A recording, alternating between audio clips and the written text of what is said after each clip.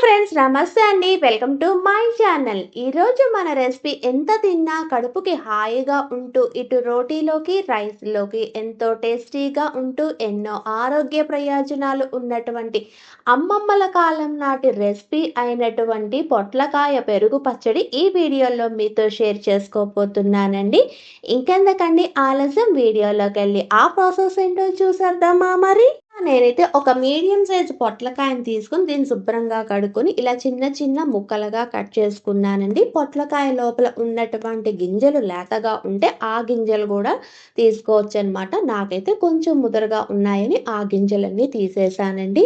ఇలా కట్ చేసుకున్నటువంటి పొట్లకాయని ఒక కుక్కర్ గిన్నె తీసుకుని దీనిలోకి ట్రాన్స్ఫర్ చేసుకొని దీనిలోకి ఒక చిన్న టీ గ్లాస్ అంతా వాటర్ని యాడ్ చేసుకొని కుక్కర్ మీద మూత పెట్టుకొని పొయ్యి మీద పెట్టుకొని ఫ్లేమ్ అన్నది మీడియం టు హై ఫ్లేమ్ మధ్యలోనే పెట్టుకొని ఒక్క విజిల్ వచ్చే అంతవరకు బాయిల్ చేసుకోవాలండి. ఇలా విజిల్ అన్నది వచ్చిన తర్వాత పొయ్యి అన్నది ఆఫ్ చేసి దీనిలోని ప్రెషర్ అంతా పోయి మూత తీయటానికి వీలు పడే అంతవరకు కుక్కర్ని చల్లారి పెట్టుకోవాలన్నమాట.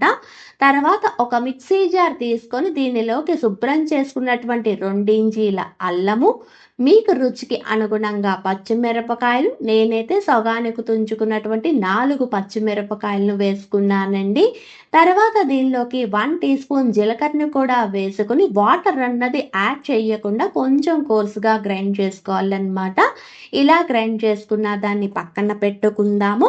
తర్వాత ఒక బౌల్ తీసుకొని దీనిలోకి మెజరింగ్ కప్పుతోని 1 కప్పు పెరుగుని తీసుకుంటున్నానండి.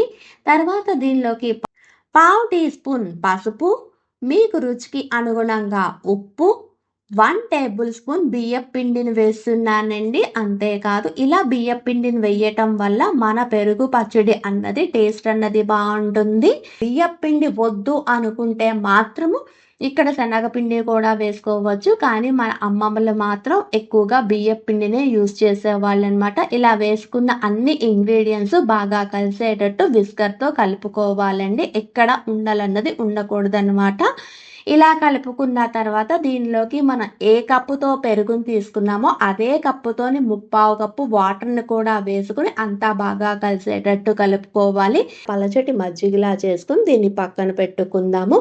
అంతలోకి మన కుక్కర్లోని ప్రెషర్ అంతా పోయిన తర్వాత మూత తీసి చూపిస్తున్నాను చూడండి. పొట్లకాయ అన్నది ఎంత బాగా ఉడికిందో కదా. దీన్ని కూడా పక్కన పెట్టుకుందాము. పొయ్యి వెలిగించి ప్యాన్ పెట్టుకొని దీనిలోకి 1 టేబుల్ స్పూన్ ఆయిల్ను వేసుకోవాలి. ఆయిల్ అన్నది కొంచెం వేడెక్కిన తర్వాత దీనిలోకి 1 టీ స్పూన్ ఆవాలు, పావు టీ స్పూన్ జీలకర్ర, ఒక రెమ్మ కరివేపాకు, 2 ఎండుమిరపకాయలను కూడా వేసుకొని తాలింపును చక్కగా వేపుకోవాలండి. ఇలా తాలింపు అన్నది బాగా వేగిన తర్వాత మనం ముందుగా మిక్సీ పట్టుకున్నటువంటి అల్లము, పచ్చిమిర్చి, జీలకర్ర పేస్ట్ ఉంది కదండి, దాన్ని కూడా వేసుకొని దీనిలోని పచ్చి వాసన పోయే అంతవరకు ఫ్లేమ్ అన్నది మీడియం ఫ్లేమ్లోనే పెట్టుకొని ఒక్క 2 నిమిషాలు వేపుకోవాలండి. ఇలా వేపుకున్న తర్వాత ఫ్లేమ్ అన్నది పూర్తిగా లో ఫ్లేమ్లోనే పెట్టుకొని మనం ముందుగా బాయిల్ చేసుకున్నటువంటి పొట్లకాయ ఉంది కదా, ఆ పొట్లకాయ దానిలోని వాటర్తో సహా ఇక్కడ వేసుకొని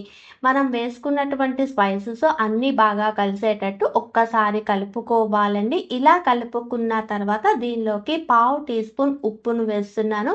ఆల్రెడీ మనం రెడీ చేసుకున్నటువంటి మజ్జిగలో ఉప్పు వేసుకున్నాం కాబట్టి ఇక్కడ కొంచెం తక్కువే వేసుకోవాలన్నమాట. ఇలా ఉప్పును కూడా వేసుకుని అన్నీ బాగా కలిసేటట్టు కలుపుకొని స్పైసెస్ మొత్తము ఈ పొట్లకాయకి పట్టే విధంగా ఫ్లేమ్ అన్నది మీడియం టు హై ఫ్లేమ్ మధ్యలోనే పెట్టుకొని మూత పెట్టు ఒక్క 2 నిమిషాలు మధ్యలో కలుపుకుంటూ మగ్గించుకోవాలన్నమాట.